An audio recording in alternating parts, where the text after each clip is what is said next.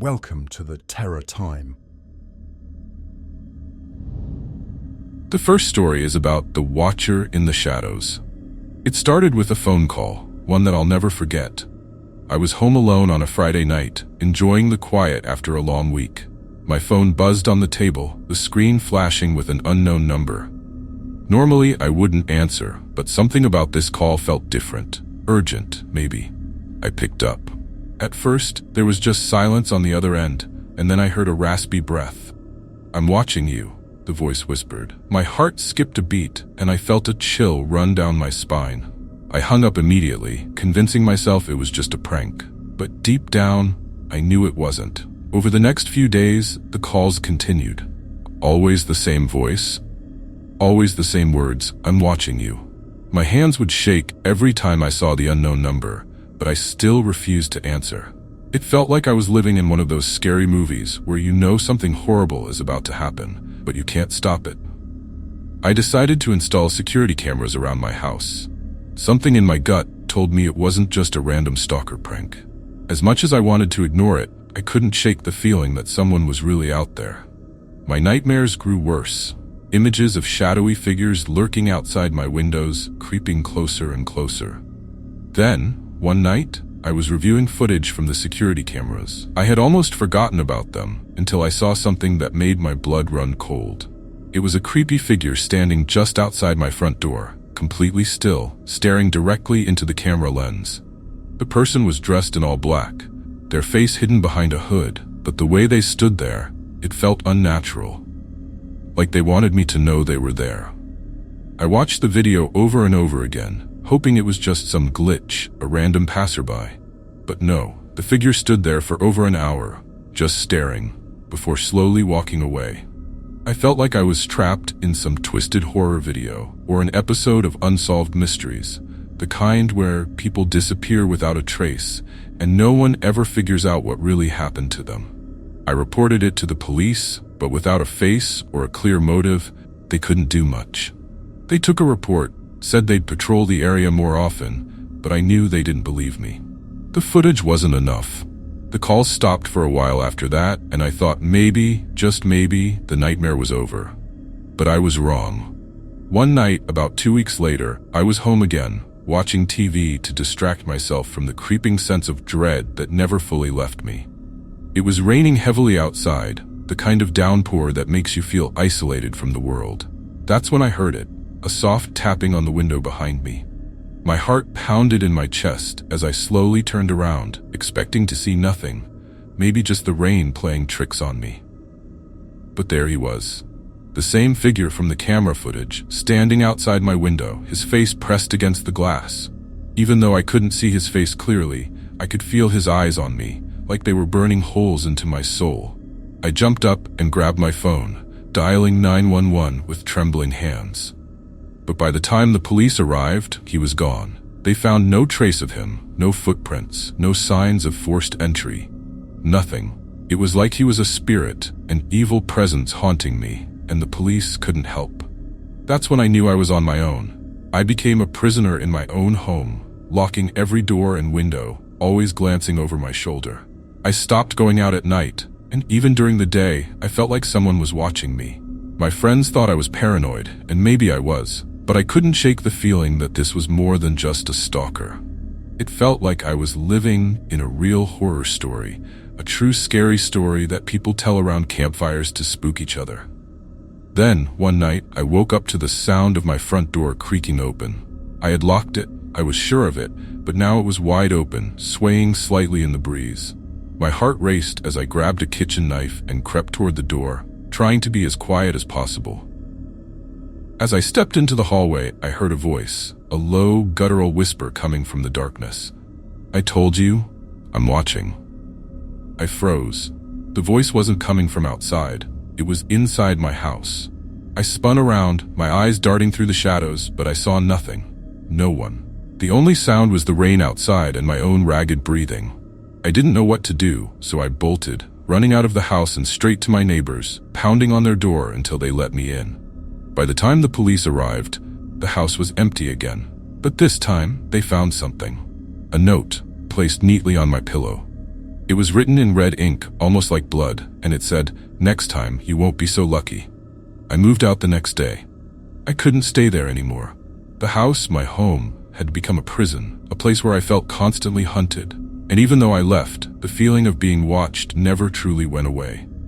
To this day, I still get calls from unknown numbers. I don't answer them anymore. I can't. The second story is about the haunting of Blackstone House. I never believed in the supernatural. Even when I would hear creepy stories from friends or read about haunted places, I always chalked it up to imagination or coincidence. That all changed last summer when I moved into a house that was well known in the area for being haunted. The locals called it the Blackstone House, a decrepit mansion that had sat abandoned for years after a series of strange deaths.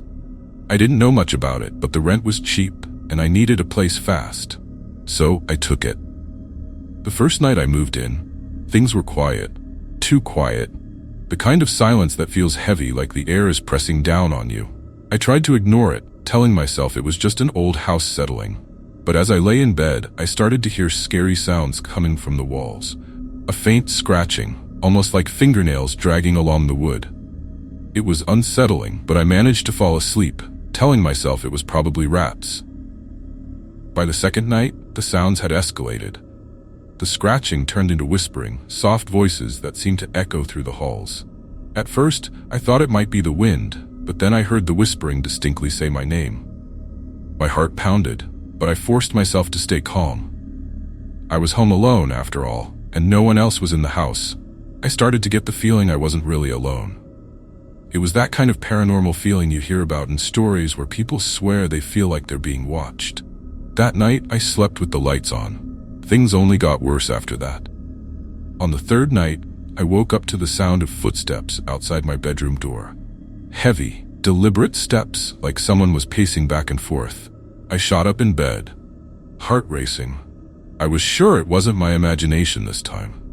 I grabbed my phone, opening the camera app, and slowly crept toward the door.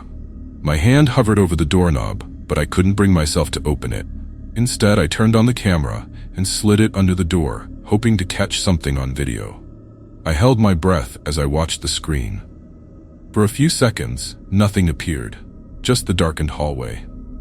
Then, out of nowhere, a shadow moved across the frame. I froze, the phone still in my hand, watching as the shadow stopped right in front of the door. It wasn't just a shadow, it had the shape of a person. But there was something wrong with it. Its limbs were twisted, elongated, like it wasn't entirely human. I yanked the phone back, breathing hard. I reviewed the footage later, hoping I had imagined it. But it was there, clear as day. A ghost caught on camera, standing in my hallway.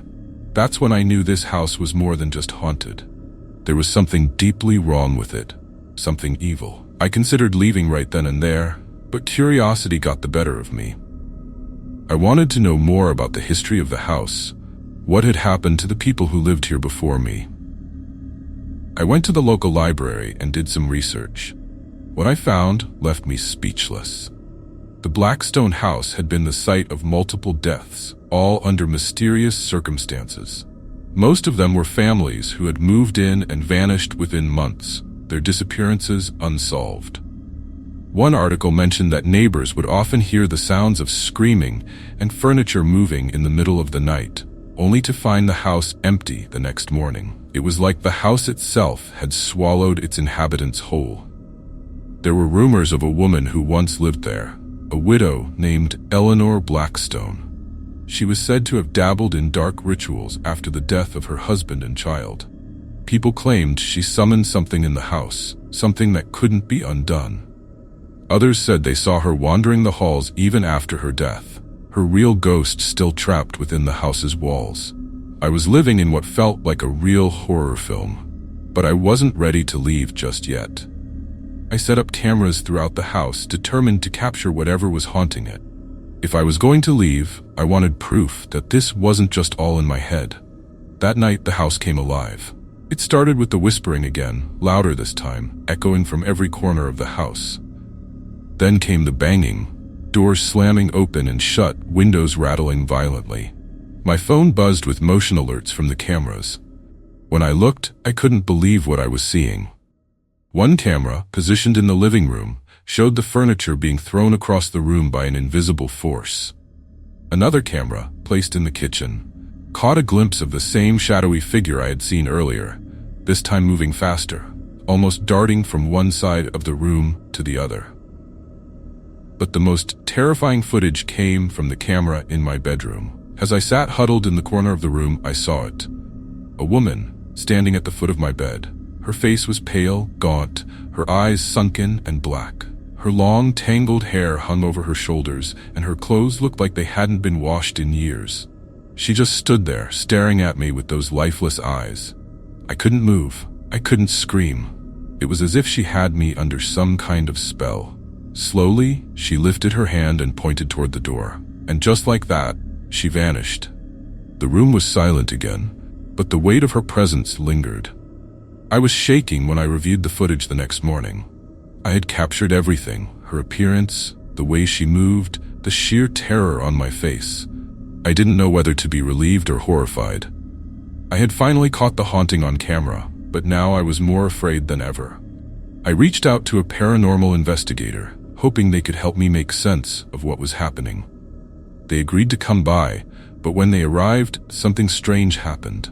The moment they stepped into the house, their equipment malfunctioned. EMF readers went haywire, and their cameras wouldn't record. It was as if the house didn't want anyone else to see what was inside. The investigator told me that the house was likely a beacon for spirits, drawing in entities from other places. Whatever Eleanor Blackstone had done all those years ago had opened a door, and now there was no closing it. The house was a gateway to something darker than just a haunting. It was a paranormal hotbed, a place where evil thrived. I left that same night. I didn't pack, didn't clean up.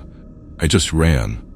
I don't know what's happened to the house since then, and I don't want to know. But every now and then I check the footage on my phone, just to remind myself that it wasn't all a bad dream. It was real.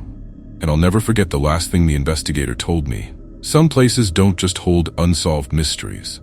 They are the mystery, and the house you lived in? It's one of those places. The third is about the Midnight Stalker.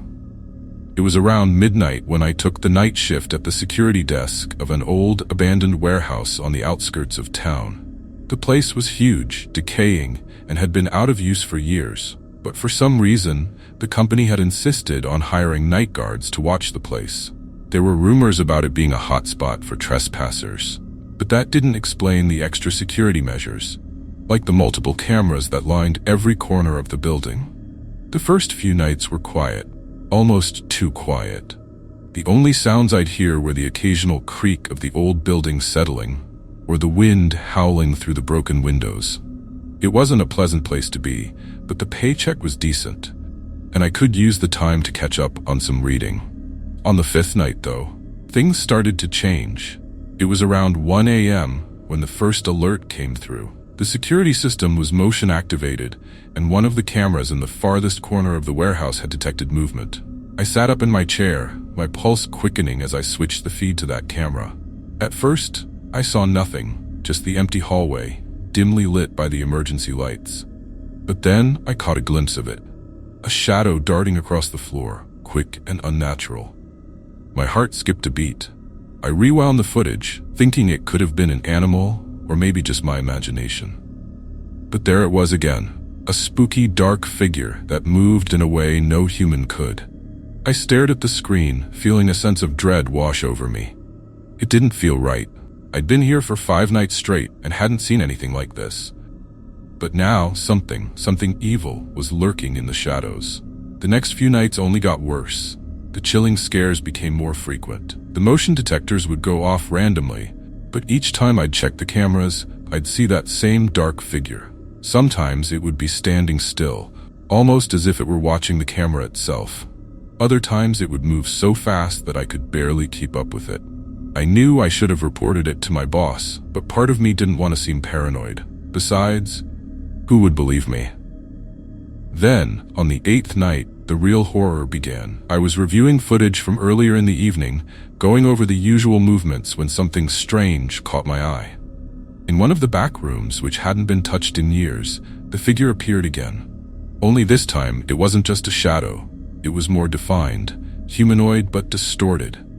And what was even more unsettling was that it seemed to be dragging something behind it. I leaned in closer, squinting at the screen. Was that a body? My stomach churned. I paused the footage and zoomed in, but the image remained grainy. I couldn't make out what it was dragging, but my instincts told me it wasn't good. I kept watching, unable to tear my eyes away, and then something horrifying happened. The figure stopped, turned, and looked directly into the camera. I froze, my blood running cold. It knew I was watching. That night, I couldn't stay at the warehouse. I left early, making up an excuse to my supervisor. I told myself I'd quit the next day, that it wasn't worth it. But curiosity got the better of me, and I found myself returning to the warehouse the following night. As soon as I walked in, I felt it. An oppressive weight, like the air was too thick to breathe. Every instinct in my body screamed for me to leave, but I couldn't. I needed to know what was happening. I needed proof. I decided to take matters into my own hands. I grabbed a flashlight and a portable camera, determined to catch whatever was haunting this place on camera. If I was going to quit, I wanted to take something with me. Evidence that this was real, that I wasn't losing my mind. I headed to the back room, where I'd seen the figure dragging that unidentifiable object. The room was cold, colder than the rest of the building. My breath fogged up in front of me and the hairs on the back of my neck stood up. Something wasn't right here. I started recording, sweeping my flashlight across the room. The place was filled with old machinery, broken crates, and years of dust. But then, in the corner, I saw it, a pile of old, decayed clothes. And next to it, bones. Human bones. My heart pounded in my chest as I backed away. I had to get out of there, but before I could, the door slammed shut behind me. Panic set in. I rushed to the door, pulling at the handle, but it wouldn't budge. The temperature dropped even further, and I felt a presence behind me. I turned slowly, my flashlight shaking in my hand, and there it was, the figure standing in the middle of the room, watching me. It was no longer just a shadow, it was a person, or at least it had been. Its face was twisted, mangled, as if it had been burned or mutilated, and its eyes, they were filled with rage, hate, and something worse, pure, evil malice. I screamed and fumbled with my camera, capturing everything. The figure moved toward me, its footsteps heavy and deliberate. I couldn't breathe. My vision blurred, and I felt like I was going to pass out. But then, just as it reached out to me, it vanished. The door creaked open, and I stumbled out, gasping for air. I didn't go back to the warehouse after that. I quit the next day, told my boss I was done, and never looked back. But the footage I captured, it was real. I uploaded it online, thinking people would see the real horror story that I'd lived through. And while most people thought it was a fake, a staged video, there were a few who believed me. Ghost hunters and paranormal investigators reached out, wanting more details, but I refused. Whatever I saw that night, it wasn't just a ghost. It was something worse, something that was never meant to be seen by the living. And now every time I close my eyes, I see it, standing there, waiting, watching. I still have nightmares about that place, about the figure, about the bones. And sometimes when I'm alone at night, I swear I can feel its eyes on me, like it's still watching.